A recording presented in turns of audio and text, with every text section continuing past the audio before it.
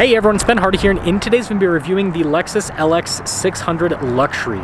Before we get in this video, I want to give a huge shout out and thank you to the Larry Miller Lexus here in Linden for giving me some time with this LX. I'll include a link to their website in the description down below. Also include a link to my car buying guide. Let's get into it.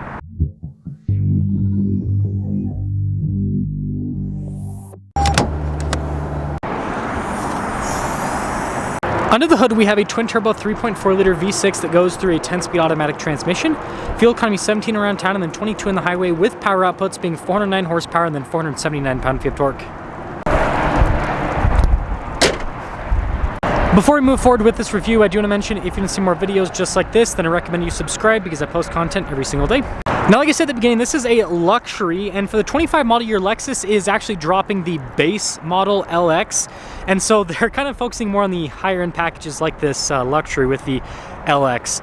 Anyways, you guys can see here with the hood outs raised there on either side, and then really cool with little turn signal indicator down below. And then with the luxury, you're going to get more silver trim. If you want more of a blacked out appearance, then you go for the F Sport variant. Now, our tire wheel setup is 265 by 50 by 22 in the front and over in the rear. And you can see here with the wheels, lots of silver trim. And this is a stark contrast to that new overtrail they're gonna have later on. Anyways, big fender flares there. They are painted. You've got the fixed side steps here as well. Now, this has the active height control, and this is in the higher setting. So this is kind of like your off-road mode, and it makes it look pretty darn aggressive. Now this leads us to the key fob, where we have our lock and unlock function. We also have the opening for the hatch, which you guys can't see into the little label right there, but yeah, normal Lexus key fob. They don't do anything fancy for the LX. And then popping into the rear. So this is one of the cool things about the LX is it's got a big cargo area, but it also has a third row. And unlike the previous generation, they've adopted more of a standard third row. So instead of the seats flipping up to the side, it just lays down like that. So a little bit different. Maybe some people are gonna like that because it's a nice flat loading floor. Anyways, with the seats, it's all automatic to raise and lower it for the third row. The second row looks like it's just lowering it down, which is pretty typical of most vehicles in this segment. And this is one of those vehicles where you basically either have a third row or you have storage space, so you gotta choose. Anyways, when you're all done, just press that, and that will lower the hatch right back down. Now, the taillight design on the back of the LX 600 I think looks really sharp with the light bar. You get little bezel cover over the receiver hitch, and yeah, there's the rest of the rear. Now this leads us inside, where you can see we've got sunshades here for the rear passengers. Nice soft touch trim all over. Look at the wood trim as well. Mark Levinson sound system with this, and then you can see here with the seats, really nice leather trim. Now you've got this nice grab handle to help out with getting in. And the front seat is pushed back some. You do get more space than this, so this is kind of more accurate on the passenger side. You can see down below here, we've got our controls here for the climate. We also have heated and ventilated seats with this as well. And it looks like we got the access to the center console from the rear, which is kind of an interesting feature. And then headroom, it does come down a bit because of the sunroof, but overall it's pretty good. And then popping up front, again, we've got nice soft touch trim all throughout. You can see the stitching that goes up. Memory seat functionality, blind spot monitoring with the mirrors. All of our window controls down below. The mirrors also power fold in as well. For those of you wondering on payload with the 600, $1285. And then you can see here with the front seat, nice leather trim all throughout. All of our adjustments here on the side of the seat. And then we also have our power steering wheel adjustment as well. And then this is for like the camera.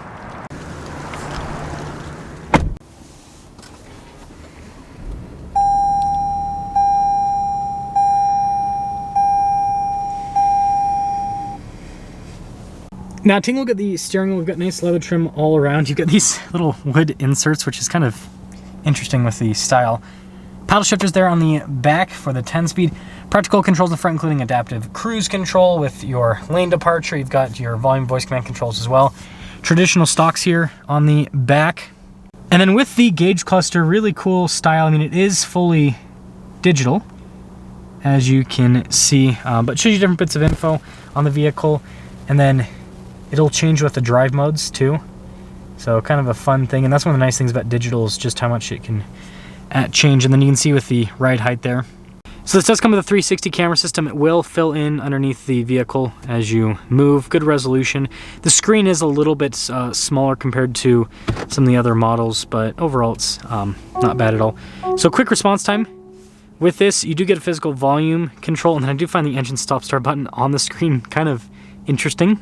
And then we've got the secondary screen down below, and this is kind of like the climate control slash just vehicle stuff. So you can see the climate stuff there at the bottom. Then it also lets us know that we're in 4-wheel high and we're in normal mode. For example, also has a little G-force meter there, which is kind of interesting. But they do give you physical buttons here for the climate.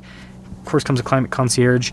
And then this does come with, as you can see, there's a regular drive mode, but multi-terrain select and crawl control. Again, this is a Land Cruiser 300 series with some Lexus stuff added to it. We also comes with a 2-speed transfer case. And then you can see the controls down here for the heated and ventilated seats. Shifter here for the 10-speed automatic transmission. You got some cup holders right next to that. And then you can see here with the parking brake, your auto hold. And then being the regular one, you just have a center locking differential. I'll talk about the overtrail that's coming in the 700 in a little bit. Anyway, stability control. And then this is for the suspension. So let's actually lower it down to normal height. So just press it a couple times and then it'll do its thing right there. And then we of course have the Trick center console, which opens up either way. It is a refrigerator as well, which is a cool feature. Nice trim. And you notice that throughout, really nice trim here. We also have a heads-up display. Forgot to mention that earlier. And then yeah, on the topic of nice trim all over the dash too. It's a glove box. Very tight fit and finish with everything. Just a regular rear view mirror, surprisingly. And then we do have a regular sunroof and then nice soft headliner. Now there's quite a bit of glare, but we've got a few options added to this, including the active height control. It's not standard on the luxury. Remember, this is regular luxury. Anyways, 113,115, or is that 115 or 415? 415, sorry, there's a lot of glare. And then this is the normal height, by the way. So this is what you'll be cruising around with height-wise, but see how it performs.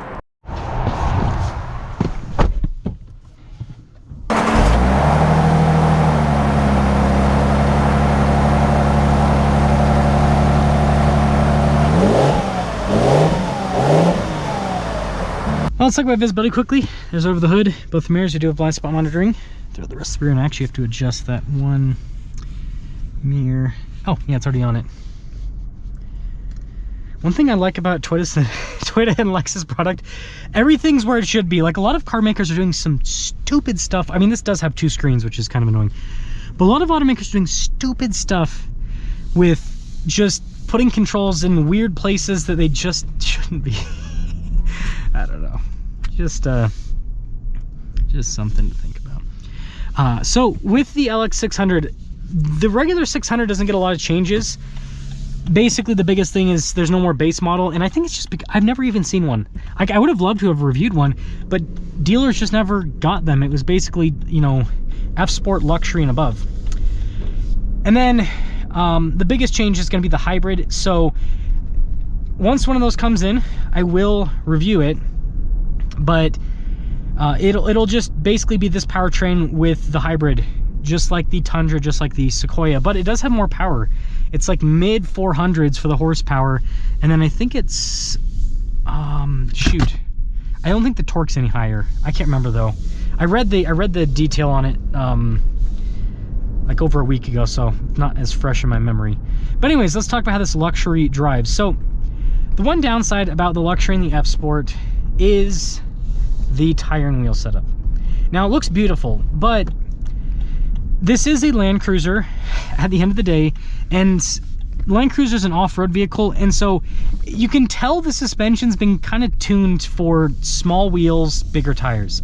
And so having these 22s, it's not like the shock's great, but you can tell there's like a lot of harshness coming through the wheels that you wouldn't have if you had, instead of a 22, you had an 18.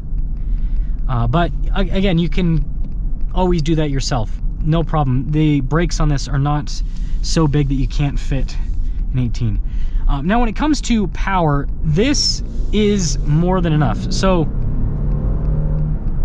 yeah, the twin turbo V6 here, again, it's not smaller turbo like you have in the GX. This is the full-blown Tundra engine, and so it just is so powerful. It really is. It's quite impressive.